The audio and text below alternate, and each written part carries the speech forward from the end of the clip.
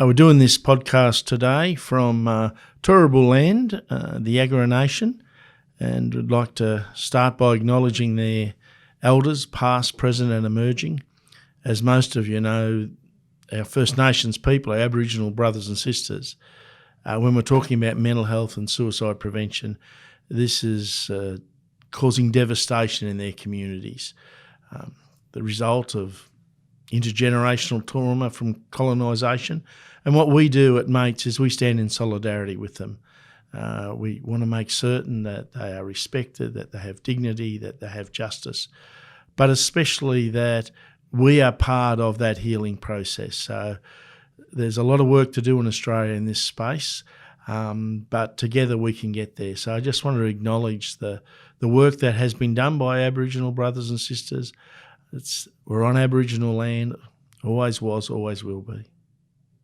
We're also talking this podcast, we're talking about suicide, we're talking about people who have had their own suicide struggles, those who have lost mates and family members, and we know the trauma of this is quite impactful, so many coulda, woulda, shouldas. And so I just want to acknowledge those people who may be listening to this podcast who have walked that trail and let you know that we hear you and acknowledge the pain and the trauma you've been through and may still be going through. G'day, my name's Damien Cornelia. I work with Mates in Construction in the Brisbane office for Queensland and the Northern Territory. And joining me today is John Brady, CEO of Queensland and the Northern Territory. And we're going to talk a little bit about where Mates began and the story so far, and how things have progressed into what Mates is today. It is a fascinating story, which I've heard John talk about many times, and we are looking forward to hearing more about his thoughts on mental health and suicide prevention in the construction industry. Thanks for joining us, John. Well, thanks, Damien. It's great to be with you. So tell me a little bit about yourself, John. You're CEO of Queensland and Northern Territory, and give us a bit of an introduction to what Mates is all about. So I've been with Mates since the very beginning, but that wasn't the beginning of Mates as such. But we have high rates of suicide, quite elevated rates of suicide, dating back decades. But certainly the 2006 ASREP report said, here it is, black and white, you have high rates. And so it was in response to that Mates started, and it was the hard work done before Jorgen, who was the inaugural CEO, and I started together. So it's a long story and a short story, but in the end what we did is said that workers in our industry, we need to do something to support them, because having so many of them take their life is not okay. Mm. Yeah. So it was from there we funny how the industry, one of the arch enemies of the industry is royal commissions, and they seem to target one side and not the other, and all those sort of things. But it was in the Coal Royal Commission that a lot of the suicides came to light, and one of the guys sitting in the dock, not in the dock, sitting outside the dock, observing what's going on, actually came and said, was that those stats real, or was it just, I said, no, those stats are real. And he says, if that's the case, we need to do something. And that guy's name was Huey Hamilton. Mm. And Huey went around to the industry and rattled the tin, as we do, and gathered enough money to do the research initially.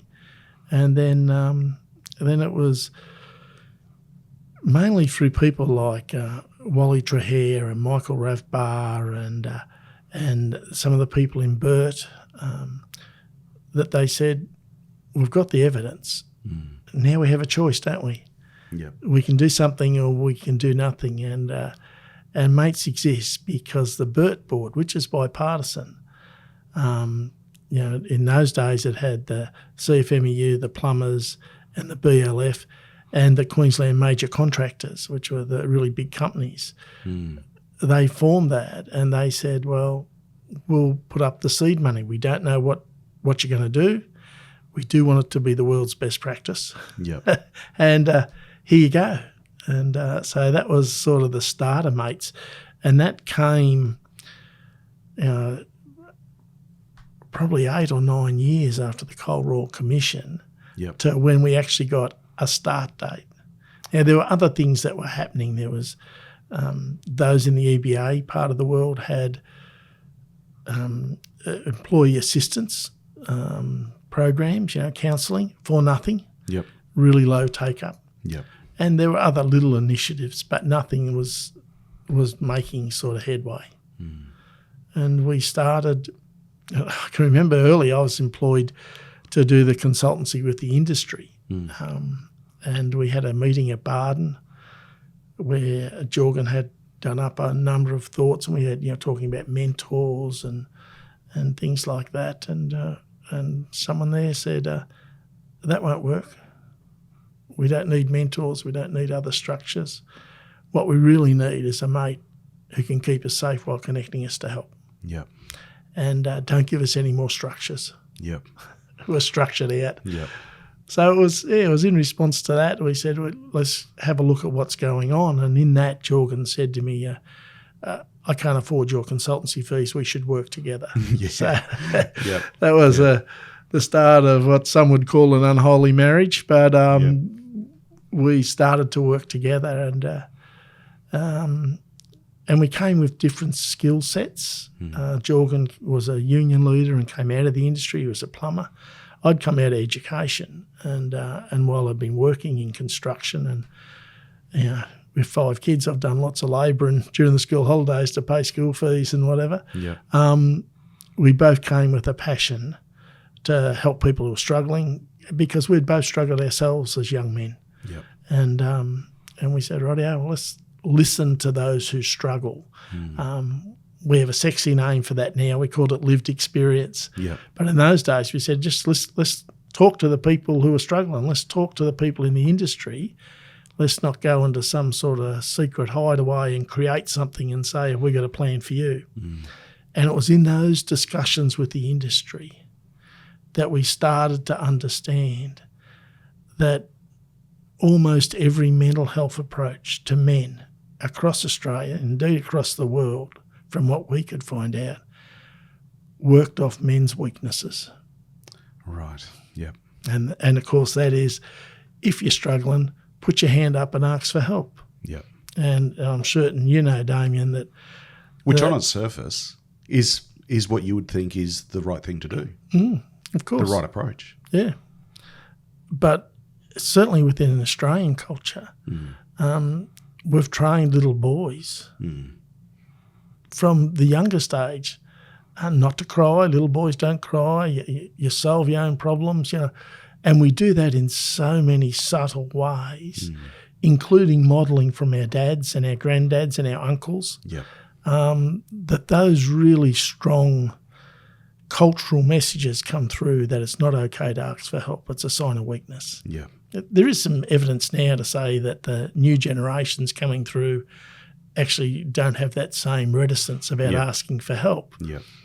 But you put them in a culture where it's not okay, they'll behave like the culture. That's right. Yeah. And that's what we found with some of the women too, is that that once they're in the culture, they behave like the culture. So they don't ask for help. So we just knew that we weren't going to be successful and effective if we focused on our weaknesses. Yeah. So then we said, well, what's the strength of people in the construction industry? And so they mightn't look after themselves very well, but by geez, they'll do anything for a mate. Yeah. And we said, if that's the case, what if we work off that? Yeah. And that thought, which is at the essence of community development, that thought then changed the way we wrote our programs and how we implemented it. Yeah. So, I mean, you mentioned earlier around the statistics, specifically within the construction industry, and I still remember very clearly when I first heard those statistics and how shocking they were.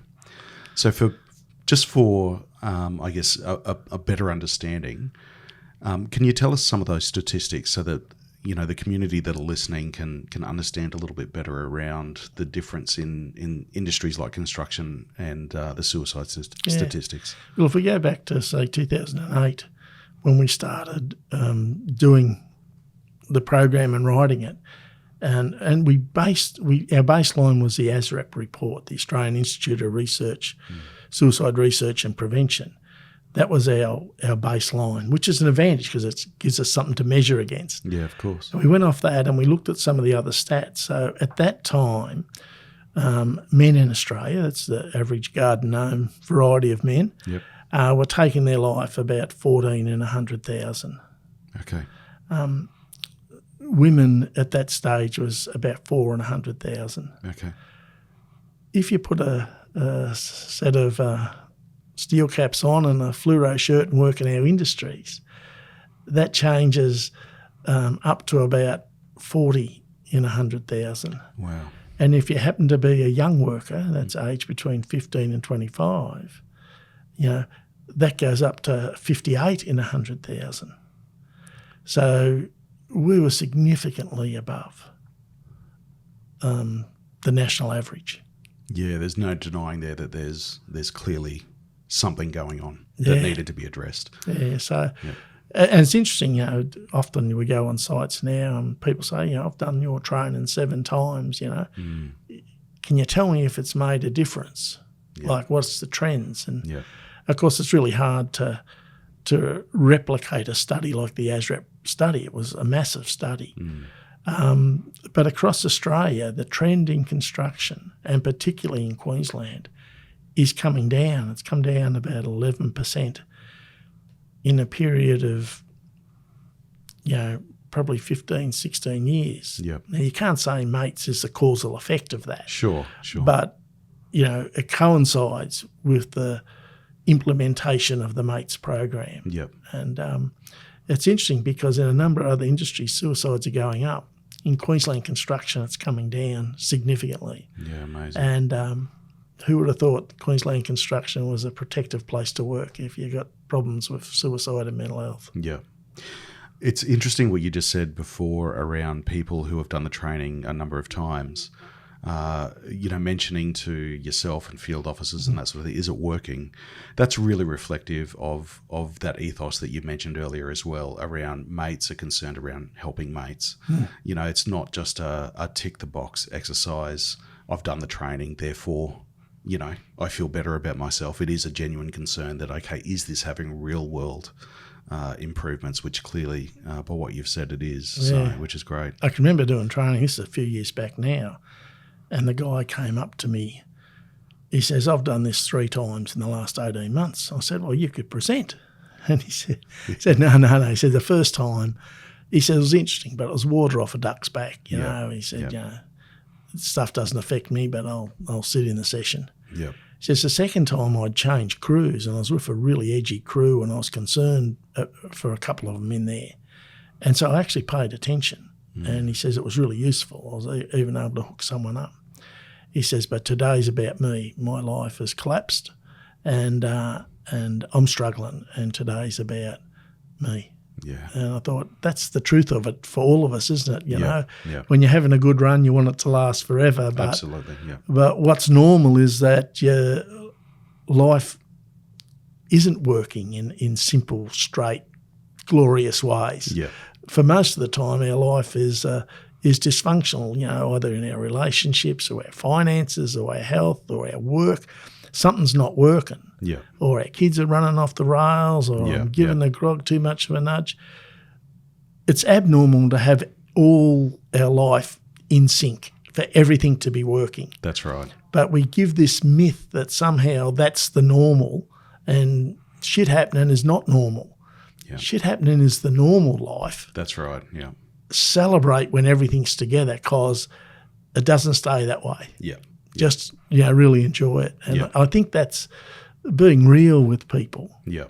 And normalising those discussions are really important to say, mate, you're going for a shit. That happens to all of us. That's normal. Yeah.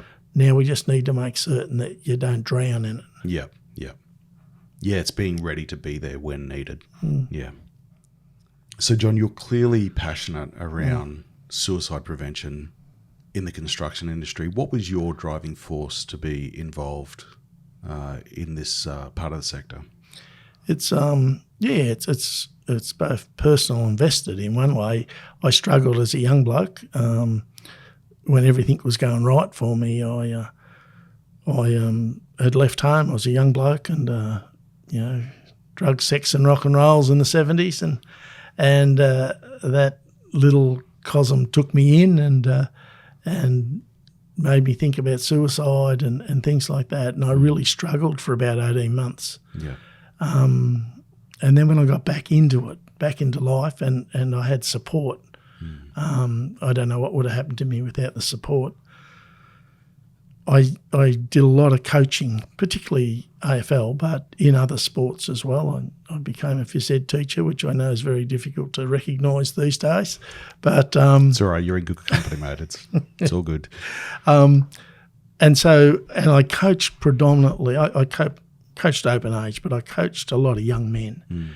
And what I saw was that all young men go through some strife one way or another. And if they've got a good family, then they generally get them through, or a good crew of mates, they get them through, or some key mentors, a really well-run sporting club or church or whatever. There's people who can. But for some men, they don't have that. Yeah. And some of them don't make it through. Yeah. For the sake of someone picking up that they were struggling and helping them. Yeah. So I had a vested interest in all the teams I coached about making certain that we did the 1%ers off the field, not just on the field, check on one another. Yeah.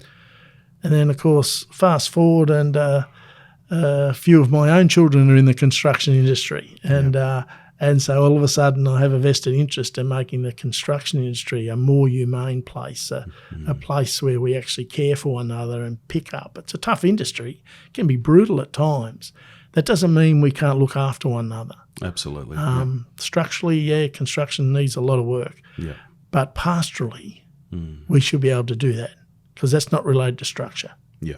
And so that was my vested interest, was to say, actually, I want to make the construction industry better because my own kids are working in it. Yeah. And I want it to be a good place.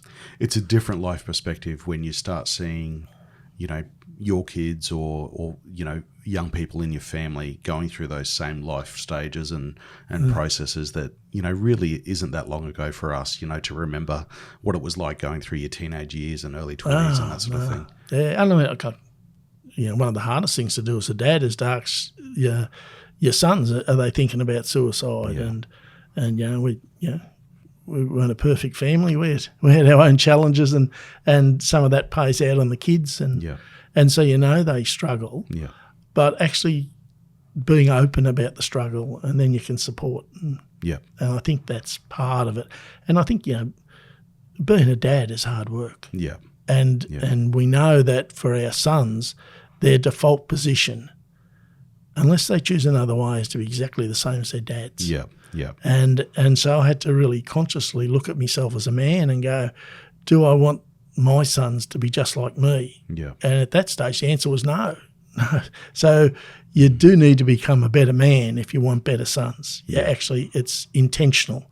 Otherwise, their default mechanism is to be just like you, which means the challenges you faced, they're going to face too. Yeah. And so there's a intergenerational thing that sits with being a better man, just like suicide will run down the family tree if it's not dealt with and healed. Yeah.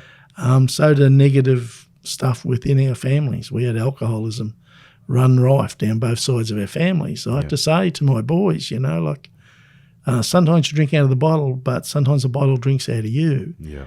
How do you deal with that? And so families in lots of ways are like small industries. Yes. And you have all those things come.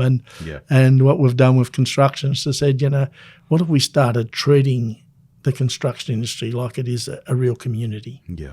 And they spend more time at work than they do at home, a lot of them. Yeah, yeah. And so how can we make certain that we look after one another when we're at work so we actually get home? Yeah. John, the construction industry is known for being a tough industry to work in for a lot of different reasons and a lot of different layers. Mates has a unique approach of not sending in people to support workers, but to support workers to support each other.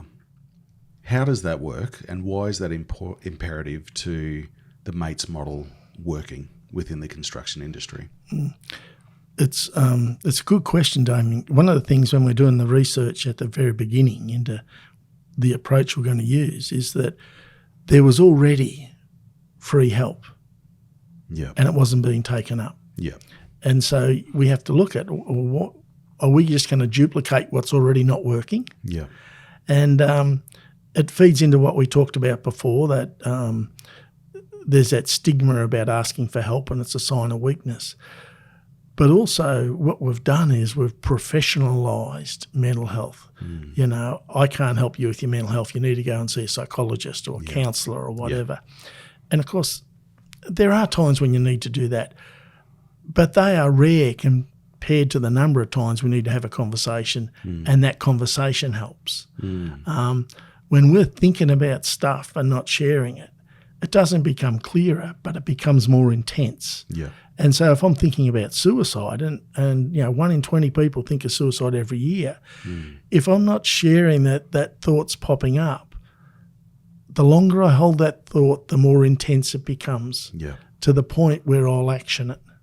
So we knew that what we did had to be destigmatise that help, and we made a decision that we weren't going to be a digital organisation. We were going to be a face-to-face organisation, and that we were going to build safety around what we did, which is why you always see mates people do their training in twos. You know, it's not because it's onerous. The training's fairly easy, but it's to make certain that there's someone there to catch someone if they struggle with what's going on.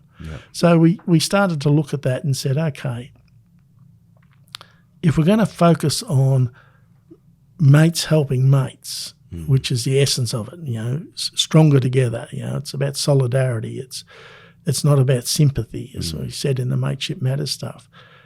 It actually became about me having a responsibility for you pastorally. I don't have to like you, but you're not going to go under on my shift. And it's about saying, I can see you struggling, I can connect you to help, or I can turn off my own home videos and listen to yours. And it doesn't sound complicated. We now know it's called collective action. You know, where we go, together we can do this. And then it became deprofessionalising, if I can use that word. That's why a lot of our field officers, they don't come out of psychology. They come out of the industry. It's actually, you know, we dress in high vis. We look like we're part of the industry. We talk like we're part of the industry because that's where our roots have been. And we don't say, well, then you need to go down here for a counselling session. You know, and you go into a professional building and someone in a white coat sees you. And we've done so many suicide interventions at McDonald's. And I can tell you their healthy options aren't that healthy. We do it in the park. We do it in the crib hut. We have those conversations at a place that it's okay for them, not what's professional for us. Yes, we hook them up, but the difficulty was the person with the issues and the help were never being connected. What we created was a bridge, and that bridge is just people who go, it's okay for you to talk about whatever you talk about with me without any judgment, and I'll keep you safe till you get whatever help you need. Sometimes it is a counsellor and a psychologist. Sometimes it's a lawyer. Sometimes you need to be dried out. Sometimes it's to help you do up your resume. Or, you know, get some mediation around family issues. Or like, we don't tend to fold on one issue. What happens with us blokes is it's one issue on top of another, on top of another, on top of another, and the castle falls over. And what we're trying to do is say, what if we deal with the issues as they come up? We've got case managers who do fantastic work in the background who put plans together to help people relieve their pain and not choose suicide as an option. And the field officers, and like I often say to our staff, everyone's on the front line. When you pick up a phone at mates, it could be I need a new sticker for my hard hat, or me mate's thinking of killing himself.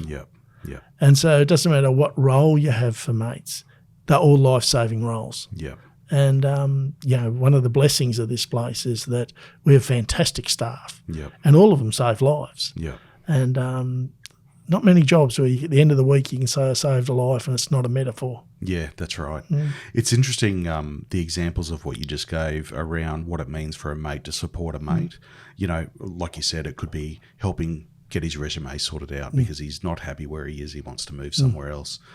It's interesting how there's that entire spectrum of what support can look like. It's not just, one bloke saying to another, I need help because I'm having mental health issues. Yeah. No worries, mate, I'm going to help you. So it is, I guess, being open and discussing and providing and being there for that full spectrum of what support can look like within that community. Yeah, it's one of our clear things at the start. Like our goal is we always said at the start, let's build in redundancy. We want the industry so they don't need someone like mates in construction. So to do that, we had to build capacity into the industry. Yeah. So saying to someone, you need to have a chat about this. Yeah. Well, what does that mean? What do I say? You're not giving them a tool, you're just giving them a job. Yeah. And so what we did is at the very beginning, we looked around and said, is there an organisation anywhere in the world who's doing anything like this? Yeah. And we come across an organisation in Calgary Yeah. called Living Works, and Right. Yep. they run the Safe Talk and Assist and had good research and had a similar commitment to community development that we had. And so we partnered with them in terms of the efficacy of some of the skills building. And so when we look at what we do general awareness training to say there's a problem. Yeah. And we can do stuff about it. Do you want to be part of this journey? It's about collective action. But when we do connector training and assist training, it's about saying, I'm going to give you a tool so you know what to do with your mates at work. Yeah. And those same tools then can be used at home, in the sporting club, in the church, in the neighbourhood, with your buddies. It works really well. And so we didn't just say, here's a problem. We said, here are some tools that can help you. And that building capacity back into the industry is what we've continued to do. We've got a program nearly ready to go out around critical instance and postvention, going to a site after a suicide's affected. Yeah. You don't need a specialist coming out. Yeah. You may need a specialist to do clinical debriefing. Yeah. Yeah. And that's where, different organisations, EAPs and that are really helpful. But with the majority of the workforce, it's just having the skills to say, this is what's normal when something abnormal happens. Yeah. And to actually train workers to be able to have those conversations is where we are at the moment. And we've got the same with the young people. We've got high suicide rates still amongst our young workers. So it's about how do we skill the young workers up, but not just the young workers. How do we skill everybody on the site to say, bullying and harassment's not okay, don't be a bystander. Yep. And how do we give tools to those who supervise and mentor young workers to not just say, look after those young workers, it's your job. Yeah. To actually say, and here's how you can do it. Yeah. And then we teach them resilience skills to young workers. Yeah. So it's always for us been about changing the culture. Yeah. Yeah. It's but it's also interesting how addressing suicide as a massive issue in the construction industry, and as you said, the capacity building process that Mates undertakes, how that then works its way into the surrounding community, because then those people are going to their sporting clubs, they're going to their family and social circles, they're going into the greater community that they live in outside of work, and it's creating safer communities overall. Yeah, it's fantastic. I remember in one of the earlier pieces of study we've done, and we've done 25 pieces of research now, which, I still pinch myself, but it's been the stuff that's, because in the early days, people say, what would a teacher and a plumber know about psychology and suicide prevention? Like we were ostracised, we copped a fair bit of crap, but we were committed to what we were doing, and we needed to prove that our approach was working. We could see it's working, we could hear it, but people don't fund you on that. and it doesn't stop the denigration. Not just like people can call me for whatever they like; it doesn't worry me. Yeah, Skin's as thick as a bullock. But I get really pissed off when they start attacking the workers. Yeah. Who are doing such a fantastic job looking after one another. Yeah. And so we had to prove that what we're doing and the connectors on side and that it actually worked. And so that's what it did. One of the early pieces of research we did, we had about 400 workers had done the assist course, which is a 2-day fairly intensive course. I mean, it's a course that all lifeline counsellors people on the phones and that too. It's what the army were doing and the police. So we said, well, why wouldn't we give those skills to construction workers? Yeah. That they're on the front line. Yeah. So we got a outside agency to come in and after about 400 and just check. Yeah. Is it working? Yeah. We know the training's working, but how are they finding it? Yeah. And so 69 agreed to a 20-minute phone interview, which was good. Yeah. And so he asked a few questions, like, is your workplace supportive and all that sort of stuff. But the question that floored me was when he asked people, have you used your skills that you learned in assist outside of the workplace? And those 69 had done something like 144 suicide interventions outside of work. Unbelievable. And then I started to see, hang on, this isn't just about the workplace. This is actually making community suicide safer. Yeah. And those skills are having an impact. Yeah. And I often think, it's like if you've lost anyone to suicide, it's a dreadful grief because you have all the coulda, woulda, shouldas and often those things are never resolved. Yeah. And they run down family trees. Yeah. That grief runs down the family tree. So if you save one life, you save a family and a workplace and a community, all that grief that runs with it. So to have learnt skills at work and then to have saved 144 lives, like the ripple effect of that is massive. I think that's a really important point to consider with a bit of time. Because it's very easy to think of 144 people or 200 people or 50 people. Great, those people have been helped or saved. But I think if you sit back and you just imagine for a moment one person in your life, if they suddenly were not there anymore, the effect that would have on you in the immediacy of that happening, but on the long-term effect. Oh, absolutely. So to times that by 144 people in the greater community that have been supported because of that training within the construction industry from mates is a profound level of ripple effect that's been avoided. Oh, yeah. It's and Christmas, you start to think of all the people you're connected with and to actually go, what if I hadn't have done what I'd done? Yeah.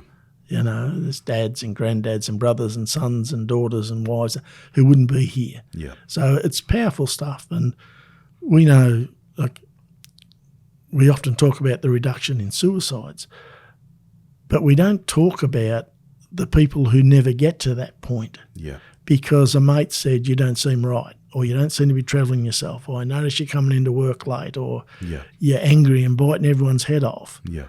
We don't talk about that conversation where they go, it's just I'm struggling with this, I've got to make a decision, and someone sits with them for 20 minutes and then they go, I've got empathy. I know what I need to do. Thanks. I just needed to speak it out. Yeah. They don't go to any counsellor. They don't go to any lawyer. They don't come to us. Yeah. It's just an intimate conversation between two mates at work, often in the crib hut or walking to the car. Yeah. And it stops that person getting to the point where they're overwhelmed and suicide's an option. Yeah. And there are thousands of those conversations happening every day on construction sites in Queensland, indeed across Australia. Yeah. We've had 225,000 workers in construction in Australia go for our training. Amazing. And so that those life-saving conversations are happening whether mates exist or not. Once, I said to someone, they took offence, but I said to them, once I make you smart, I can't make you dumb again. Yeah. He laughed and said, "Oh, you're calling me dumb, are you?" I go, no. Do you understand? Once you know, you know. Yeah. Yeah. And then it's just the question of what do I do? Yeah. But you can't unknow stuff. Yeah. That idea of what you do is a really important one. I've heard a number of the field officers during training talk about 10 seconds of courage to reach out to someone. And I think that's really worth acknowledging, because that can, as we've talked about, have a profound effect on that person's life. A quick conversation in the crib hut, on the way to the car, or just on the site while they're working can have a massive effect on someone's life. Yeah. When you actually say to someone, you don't seem to be travelling right, now they might get pissed off and say, mind your own business. Yeah. But most of the time that's not the case. And even if they do that, they know that you've noticed something. Yeah. And when you notice something, what the subtle message is I actually care. Yeah. Yeah. So noticing it and saying something, and that can be uncomfortable. That's the 10 seconds of courage to go, actually, it's only 10 seconds. I just have to go, Damien, you don't seem right, mate. Yeah. Or are you okay? Or how are you travelling? Yeah. That tells you that I've noticed and that I care. Yeah. What happens after that? It's, in most cases people go, yeah, I am struggling a bit. Yeah. Sometimes you've got to have that, I notice you're not travelling right or whatever. It could be a whole week of conversations before you get to the meaty part. Yeah. Yeah, for sure. But that you notice tells people that you care. Yeah, absolutely. The interesting thing there as well is around the idea of what it takes for somebody to ask for help versus what it takes for somebody to offer help.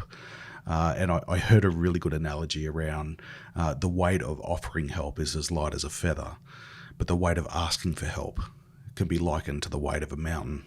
Yeah.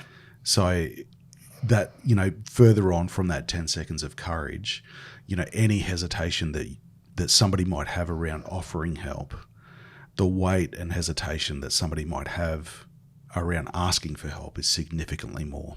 Yeah. We often say, mates, that when I pick up the phone for you, the phone's like a feather. When I pick up the phone for me, the phone's like a brick. Yeah. And there's a really important dynamic that happens in that space. And that is like often the reluctance to ask someone how they're travelling, or the trendy term these days is, are you okay? Yeah. It's that what happens if someone says no and I don't know how to fix them. Yeah. And what we say to the guys we train is you don't have to fix anybody. That's their problem. Yeah. All you have to do is notice and say, mate, I can't fix you, but together, let's find someone who can help. Yeah. And that's why I often say to people, helplines don't save people. People save people. Yeah. If I've got helplines in my phone, that's useful because then I can dial on your behalf and say, listen, I've got a mate here who's struggling. He's told me he's thinking about suicide. Can you talk to him? Yeah. And I can give you my phone and I can stand aside and you can have the conversations, but you're not doing it by yourself. Yeah. The load that many people carry was never meant to be carried by themselves. Yeah. As we've become a more diverse and nuclear culture, if you like, away from that traditional extended family and village. The Africans talk about it takes a village to raise a child. That's right, yeah. That is a universal principle. Yeah. You're not meant to raise yourself by yourself. Yeah. You're supposed to be in a village. Yeah. And the village takes different responsibilities at different times. Yeah. The load that many people carry by themselves, they're not supposed to carry by themselves. Yeah. And that load will kill them. Yeah. And that's why you're not supposed to carry it by yourself. Yeah. And the village for many of us is our workplaces. Yeah. And hopefully we've got a healthy life outside with our family and friends and hobbies and all that. But the workplace is an important part of the village. Yeah. And we're not supposed to carry the giant loads by ourselves. Yeah. Yeah. So, John, that leads me on to think, and I guess I'm interested in how you've seen the conversation around suicide change in the time that that Mates in Construction has existed, because there has been a profound amount of change. Like you said, you received a lot of criticism early in the days versus now where it seems to be, a much more open conversation. What have you seen in terms of the change with that conversation? I remember the early days where I can remember one bloke saying, you can come on site and talk about how we look after one another, but you're not to use the S word. I said, site? And he couldn't say it himself. And, of course, that's the stigma attached to it. Yeah. And we were really fighting stigma. So we used the word suicide whenever we spoke so that it normalised not the action of suicide but talking about suicide. It's how you break the stigma down. Yeah. And the conversation has changed. I can remember one of the big builders saying to Jorgen, look, I don't want you on my site because you'll tell me I've got a problem. And if I then know I've got a problem, I've got to do something about it. And what if you're not the right thing? So it's better not to know. Now, you could never have that conversation these days because it's part of what it is. And, we've got the Code of Practice around psychosocial hazards coming out in Queensland shortly. It's come out in New South Wales. To actually be able to say that there are psychosocial hazards at work. If we go back when we started, that was if people's mental health, that's their personal problem. They bring it to work. Work doesn't cause it. Now we're actually saying, it does. And you've got other stuff going on. And we have a responsibility to someone's mental health, just as we do with their physical health. We learned in the early days that we had to put mental health as a safety issue. Because in our industry, it's driven by liability. That's why we've seen improvements to safety, not because people want to spend money on safety, but because it's a liability if I don't. That's right, And we wanted to put mental health in that space. Now, we worked hard at it, along with lots of others. Now, you've got a department, suicide prevention attached to the Prime Minister. You've got, like the Queensland government, Anastasia and Grace and all those sort of people in that space that have made suicide prevention all of government initiative. You can't, just say that belongs with health. It's all of government. And so I think that what's changing is we're starting to have a societal collective responsibility for the mental health. COVID has been useful in that. It's really focused it in. But there's been that progression that you're not just what you do, which of course is the narrative of a consumerist society. You are what you produce and you are what you own. And we're going, actually, no, you are who you are, and that's valuable regardless of what you produce.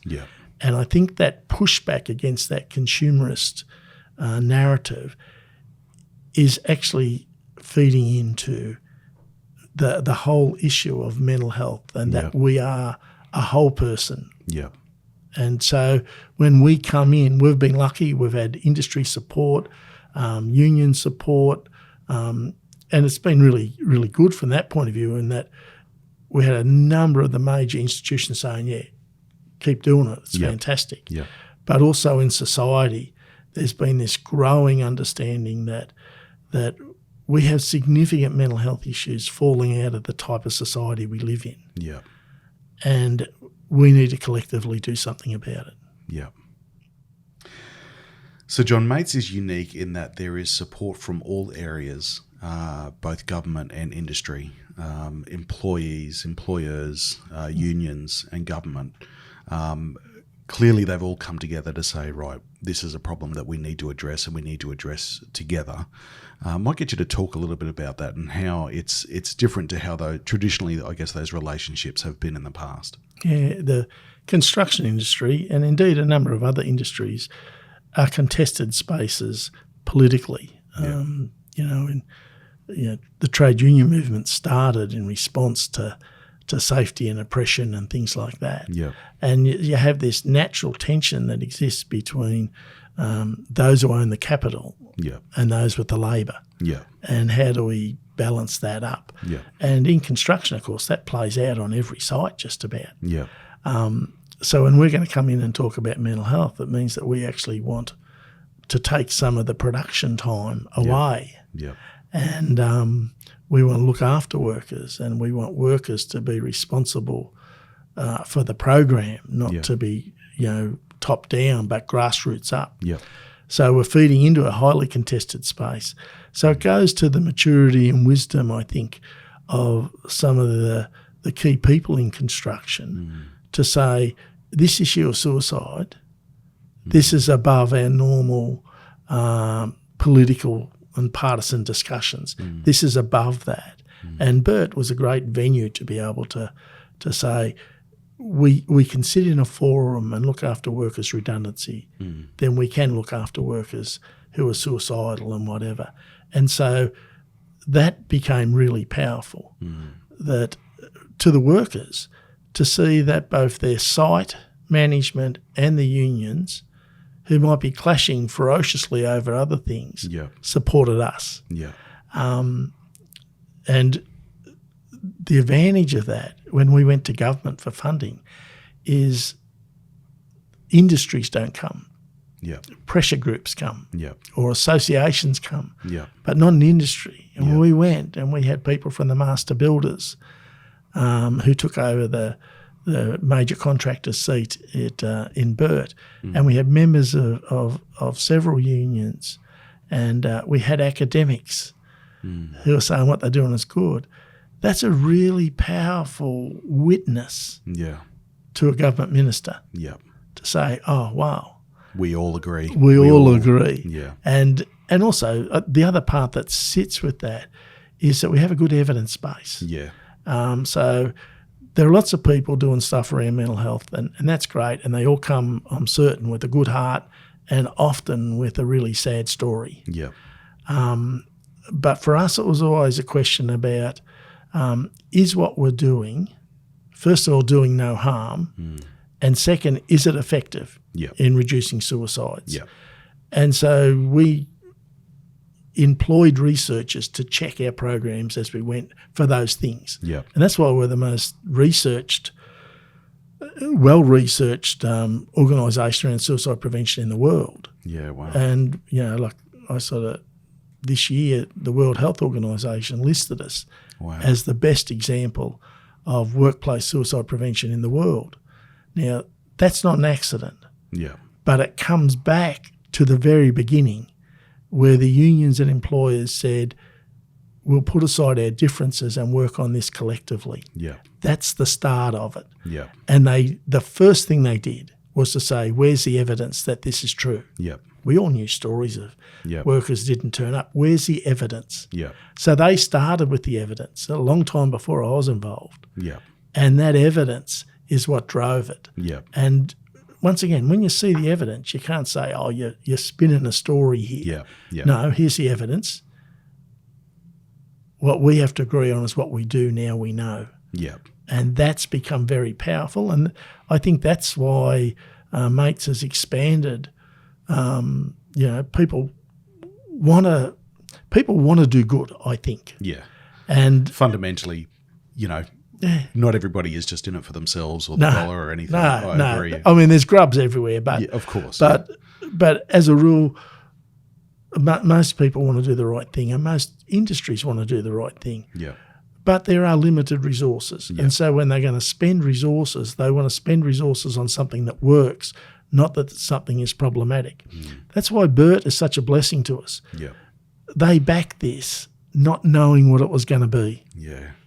It's amazing. Yeah. It is absolutely amazing. And over the journey, they've backed it by about $8 million.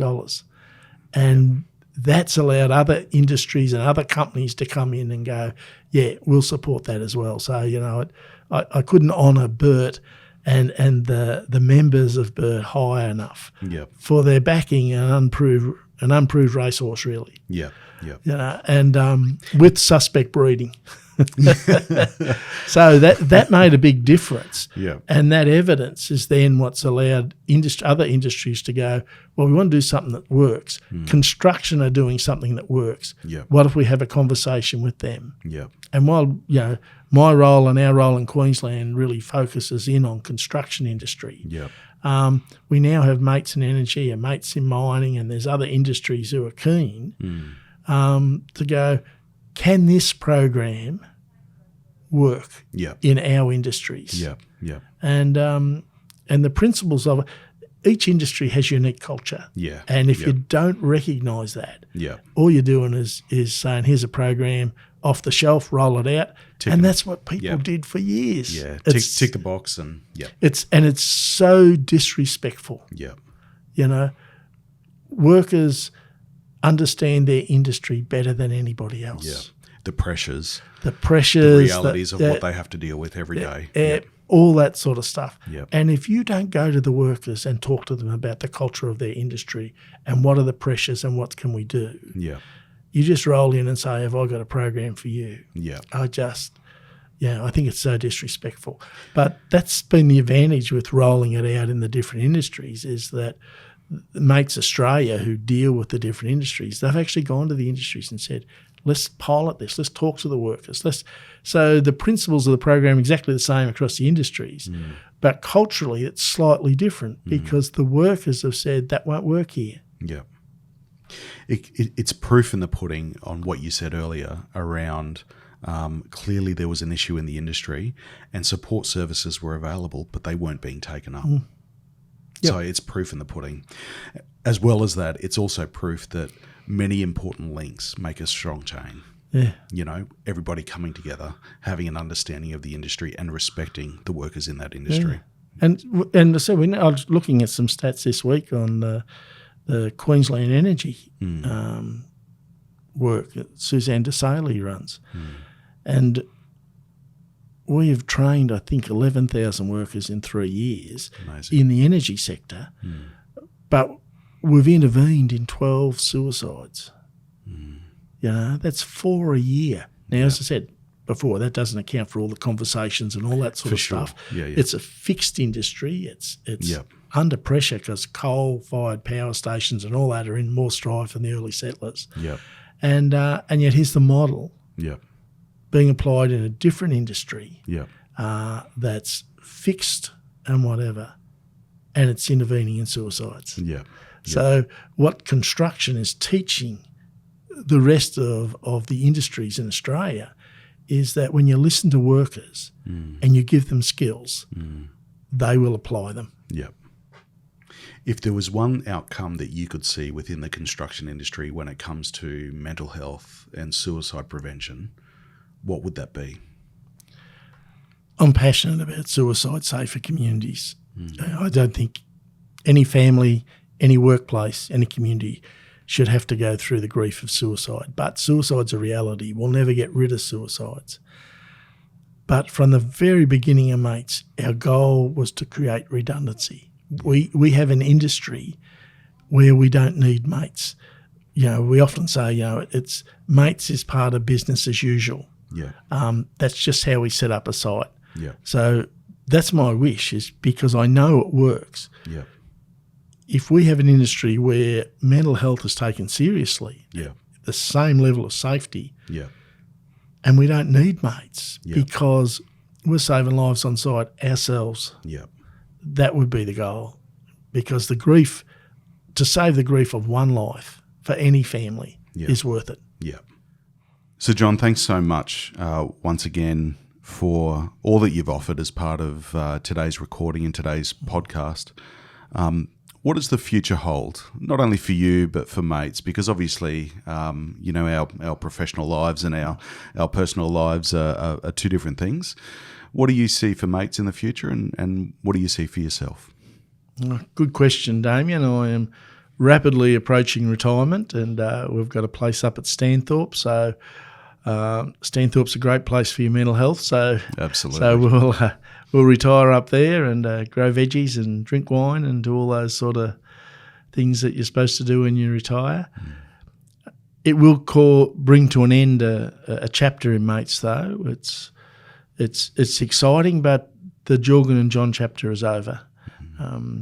We took it from a pioneering organisation to something that's now recognised globally as the world's best practice.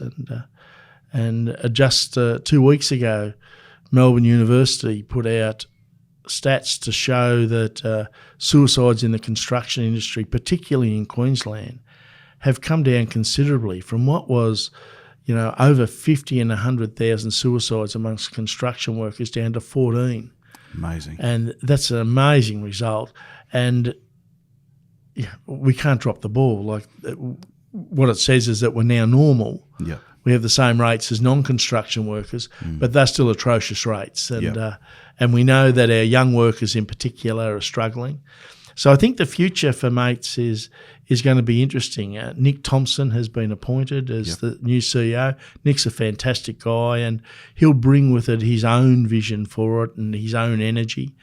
Over the last 18 months, we've reduced the age profile of Mates by nearly 10 years. We have a lot of young people coming in with a lot of energy, and there's a lot of work to do.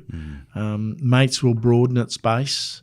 We really need to be serious about bullying and harassment in our industry, particularly as it contributes to the mental health and the suicide of young workers. So we've got some programs lined up.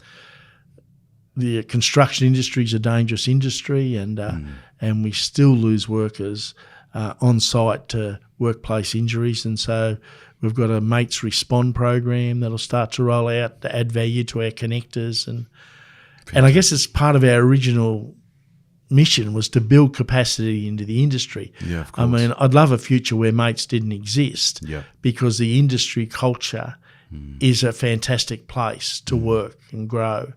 We have the Olympics coming up. I heard Anastasia saying construction industry will have a future paved with gold. I'm not certain everyone would agree with that, but we do know there's a lot of work coming up. Full employment is fantastic, particularly in construction where we have occupational redundancy. So to actually have full employment means it's a fantastic place to be. It will also bring with it its own stresses, and the Mates program will need to stay and continue to be expansive and continue to work with the renewable energies. That's a massive project out in the regions, and the FIFO Dido work that we need to do out there. So Mates will have a lot of work to do, and I guess that's what makes it so good. Is that being able to get up every day knowing that there's purposeful work for you to do, that in the end saves lives and saves families from the grief of suicide. Absolutely. So the future will be busy. The future will be different than the past, even though it'll still be recognisable. We haven't changed our vision and mission. We're just expanding our footprint. Brilliant. And an expansion into Northern Territory. I mean, there's now 2 field offices up in the Northern Territory, 2 in Central Queensland. And, of course, Emma, who was originally from Central Queensland, is now on the Gold Coast with Phil. So we have 2 on the Gold Coast. Just a reflection that the work is not only in Brisbane, but it's expanding, as you mentioned, in the FIFO Dido community as well. It's right through the regions. It's big, and the territory's growing. Matty Hull's done a fantastic job in getting that established, and we have Josh Finn up there with him. And I was talking to the Northern Territory government this week. We're talking about, can we get a third person up there? Amazing. So that's fantastic, and it's just a response. I think what makes Mates so different is that we have evidence that what we do works, that you actually get a return on the investment, if I can be as crude as that. And I think that's why people want it. It's also why there's a lot of interest from other industries and a lot of global interest, because our commitment to research, which at times was onerous, has actually now coming home to roost. We've done the program, we've done the research, we have the evidence. The Mates program works. John, it's amazing vision to see your involvement and your influence with how Mates started, and most importantly, why it started, where it's at now, and where you see it for the future. I think it's an incredible journey and an incredible story, and it's fantastic to hear it from you in person. So thank you for your time, and thank you for talking all things Mates. Thanks, Damien. It's not uncommon when we do a podcast about mental health and suicide and people doing it tough, that people who are listening to this podcast may be doing it tough, or we may have said stuff that triggered past experiences or memories or whatever. If this is you, can I encourage you to get some help in Mates? Our message is really simple, that most people who struggle don't put up their hand and ask for help. We have to offer help. So if you know that someone's struggling, then for heaven's sake, reach out, offer help. Say, mate, I can see you're struggling, and see if we can get some help. If you're listening to this and you go, actually, I need to do something right now, then the Mates 1300 642 111 number is there for you.